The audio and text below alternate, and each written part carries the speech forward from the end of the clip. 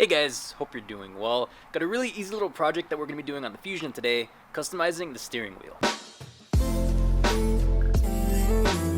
Here's a nice little shot of the giveaway headlights with the demon eyes just glowing really nice.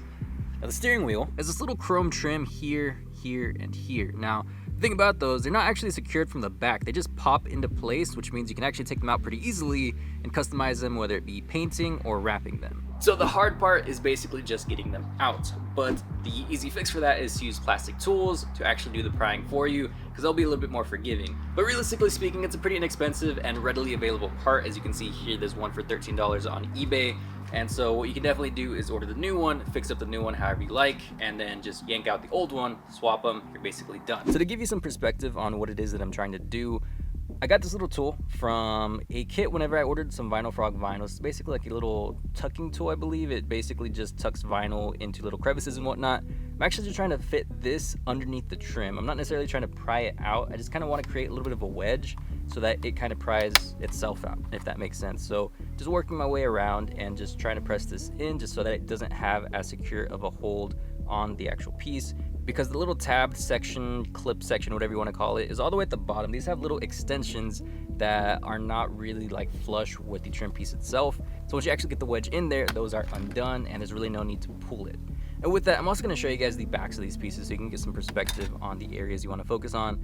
Now these two sections up here at the top are super easy to get out. They really didn't take much effort. I'd say maybe a couple minutes for both of them combined.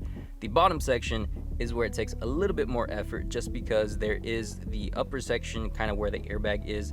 There's a little tab section, clip section, again, whatever you want to call it, that has a different angle. So you basically need to kind of work your way around that. Now I did get lucky here on the right side where that upper section kind of came off with the middle section. However, this upper left section, it's putting up a little bit more of a fight.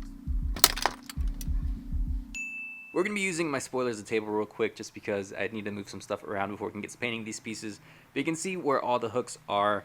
Now the main section has two on this side, two in the center, then two on the top. You can see these are kind of angled a little bit differently, which was a little bit of the problem area for that, but just kind of working with it, just kind of wedging it through, you can get it done. All of this only took about 10 minutes altogether. And then here on this side, you can actually see that not everything has a hook. Some of these are just little extensions, whereas that one's more so like a hook. Same thing on the other side. So these are the areas you want to focus on. There's also a part number right there in case one of you guys needs it. And if you want to enter to win these gorgeous custom headlights, all you need to do is head down over to the merch store. It's linked in the description box down below. Every dollar spent on merch is an entry into the giveaway. We did just launch the new Cruisin' in My Fusion design. So if you pick that shirt up, that's 26 entries into the giveaway. Or if you get the hoodie version like this, that's over 40 entries into the giveaway. If you find anything you like, make sure to comment down below the time that you placed your order, which will be in a timestamp in the email confirmation, as well as an Instagram handle, so I have a way to contact you, and then you're in. That's it. Now, these pieces are pretty smooth and paint's not really going to want to stick to that, so we are going to need to scuff them up with some sandpaper to give it a better surface for the paint to actually want to stick to. If you're going to wrap it, just clean it up and you're basically ready to go. But we also picked up this plastic adhesion promoter from O'Reilly's. It does exactly what the name is. It promotes adhesion on plastic pieces for painting. The thing is, this is going to be around the steering wheel controls where your hands are going to be messing with it a good bit, so you definitely want the paint to stick and make sure that it's not going to come off. And here is the color that we're going to be going for. I also picked this one up from O'Reilly's. It's actually a Ford color, so definitely very fitting. And here's the information on it in case you guys are looking for it. I did swap in the Center Stage Edition interior, which has a ton of red accents, so I want to carry that out onto the steering wheel. I also think it'll be really cool because it'll give me a glimpse into the custom steering wheel I'm hoping to get here soon.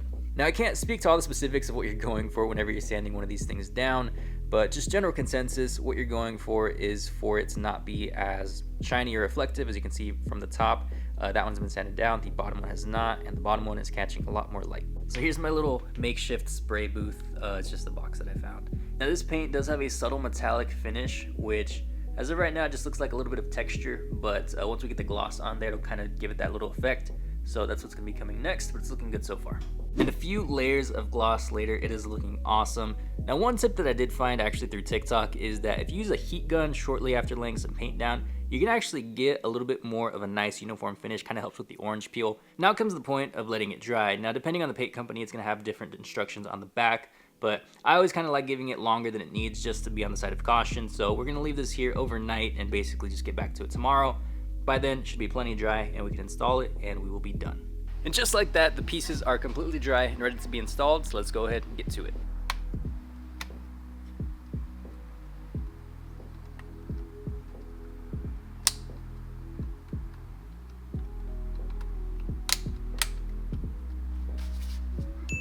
You can definitely see some of the balance now between the red accents on the seats and then the red accents on the steering wheel.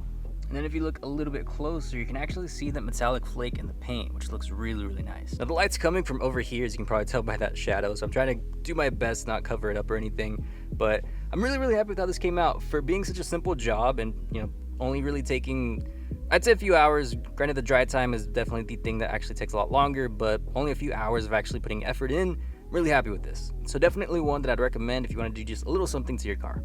It's definitely a project you can get done in a few hours. It's really just going to come down to the dry time of the paint you use.